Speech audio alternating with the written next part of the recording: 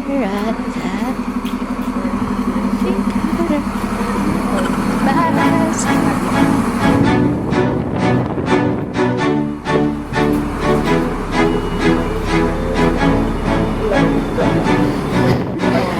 tayo, te.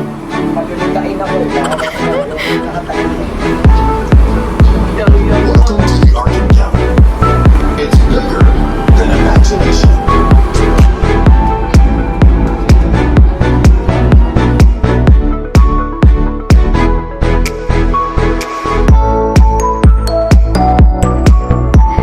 Welcome to Art Encounter.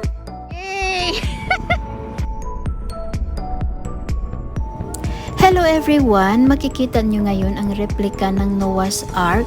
It is built according to the dimensions given in the Bible.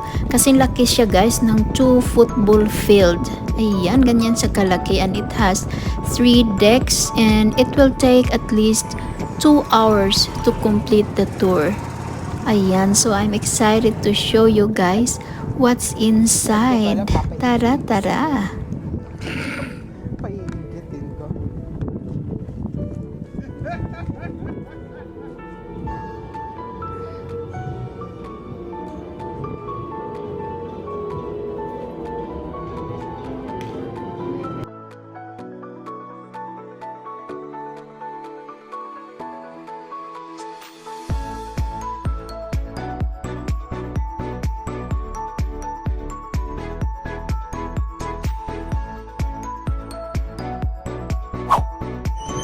So this is the inside of the ark.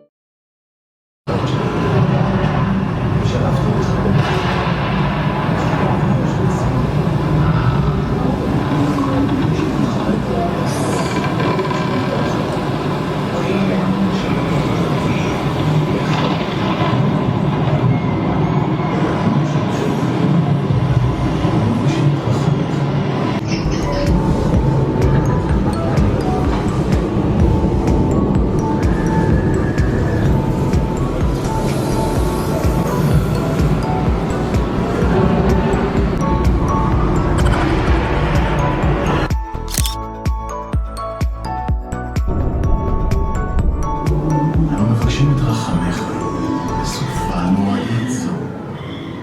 קראת לי לבנות ספינה, לשמר את משפחתי ואת החיות שלי ואת הילדים.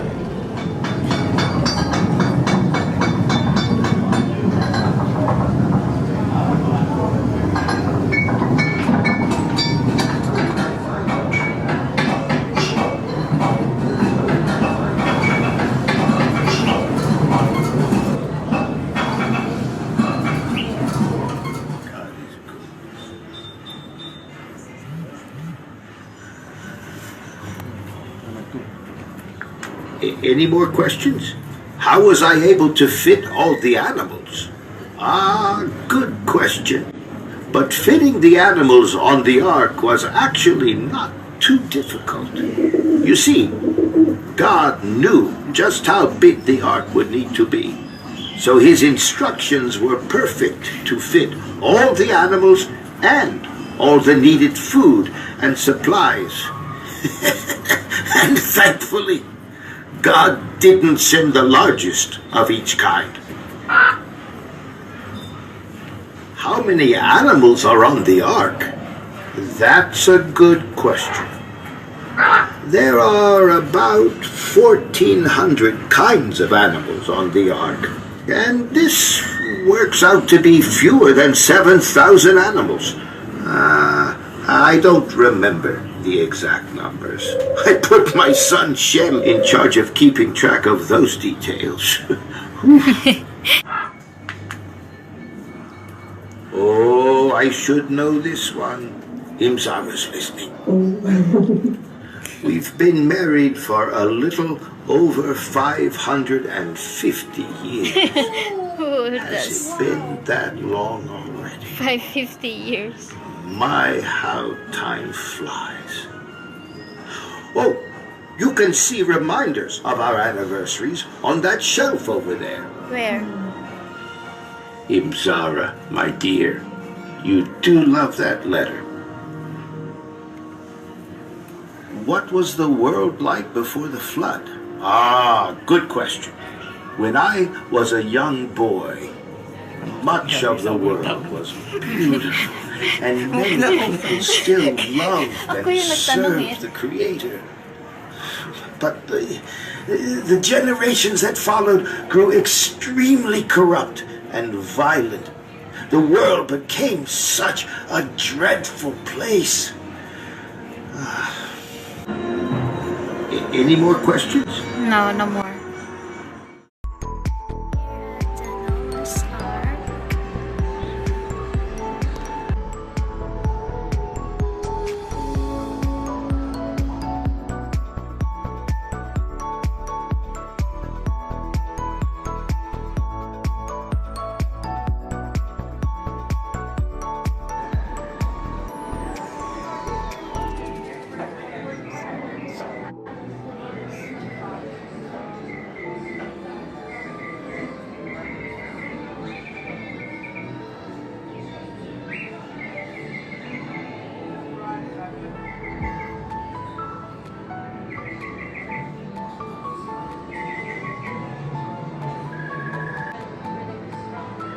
Baji, we are here at Noah's Ark, Williamstown, Kentucky.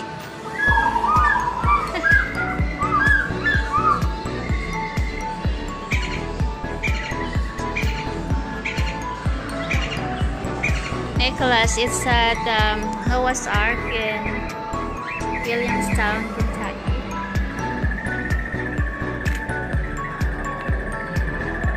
It's such a very nice place.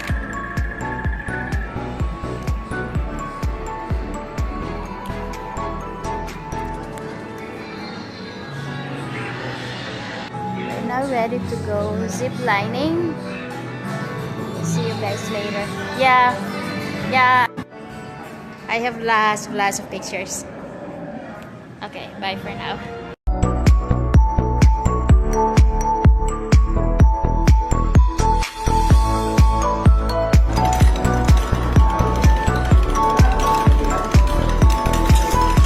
Ayun. Tingin. Tingin, Kuya Ed.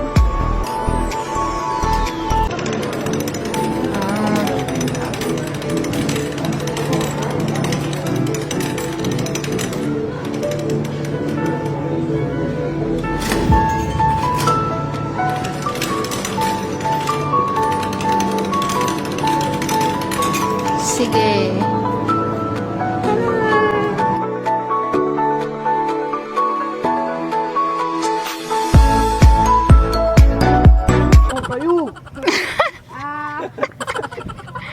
Hindi magtrabaho itong matatamad na to eh.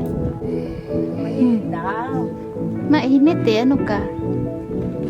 Kangaroo, that's the laziest animal.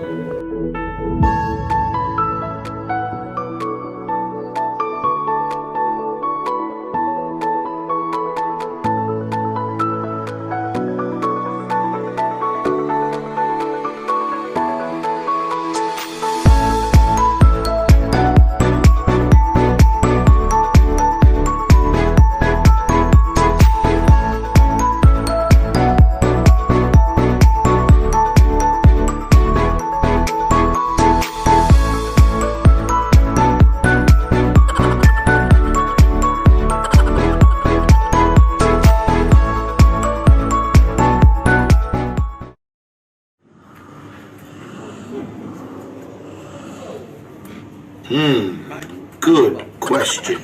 Good question. God knew just how big the ark would need to be. Any more questions?